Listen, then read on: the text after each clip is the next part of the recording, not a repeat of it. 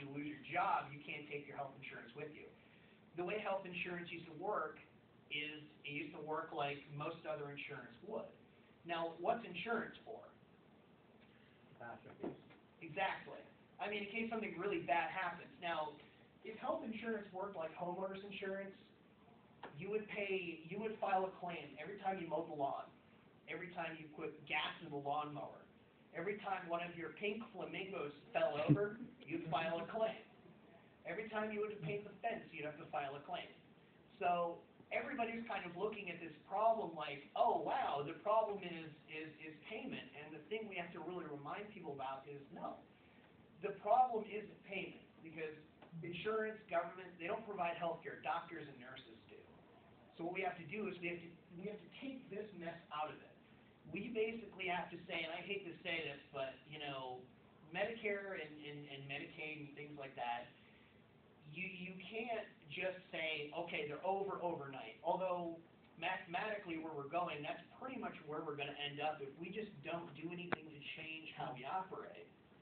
Those programs are going to shut down overnight when basically either the rest of the world says, no, we're not going to guarantee your debt, or people say, you've already taxed us way too much, we're going to stop paying you.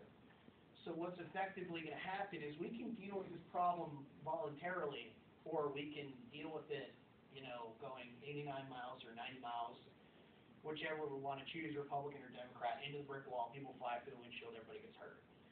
So what we have to do is, the first thing we have to do, before we can even talk about universal health care or health savings accounts or tort reform, any of this other wonderful magic stuff, and by the way, there aren't any magical bullets. If you talk to anybody who's in healthcare, they're going to have their own little take, they're going to have all these different little problems going on, and they're all going to tell you, you can't just jump in and say, okay, well this will be the cure-all, this will fix everything. The first thing we're going to have to do is we're going to have to say, look, sure, you can file claims against Medicare, Medicaid, but you're going to have to list your price. And the price is going to have to be the same for everybody. It's going to be like anybody else. It's going to be like Dunkin' Donuts. Anybody, no matter how you pay by cash. I don't care if you pay like with 2 5s or a whole bunch of 1s or whatever, or you pay with a credit card or you pay with a debit card, the price has to be the same. You know, because think about it. You guys have probably taken an economics course somewhere during your time here, right? I mean, what do markets do? I mean, markets basically determine, okay, you know, what are, you know, where are the surpluses? Where are the deficiencies? How do we determine what's going on? And what's the mechanism by which we determine that? It's price. You know, so if we don't have a price and we don't have the transparent price, we can't say, you know, this price ought to be higher because there's fewer of these types of people providing it for this, that, and the other thing. So one of the first things I plan to do in order to enact real health care reform not only is to repeal Obamacare, which is basically Romneycare, it's just federal. The second thing I plan to do is like, look, you know, sure, you can be a doctor with Medicare and Medicaid. You just have to say, okay, this is your price. Just name your price, whatever it is. You know, don't like make it, you know, this price for Medicare patients and this price for other patients. I mean, hey, we'll pay you. Just you got to say, here's my price. That's just the first fundamental important thing that we have to do.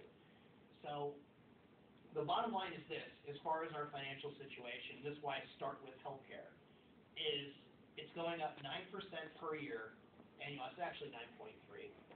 So, and that's pretty much been the trend. So if we want to really get serious about our budget situation, Social Security, you could fix something like that. I mean, regardless of the philosophy on whether it should or should not exist, you could fix it. But it's Medicare and Medicaid that are the elephants in the room.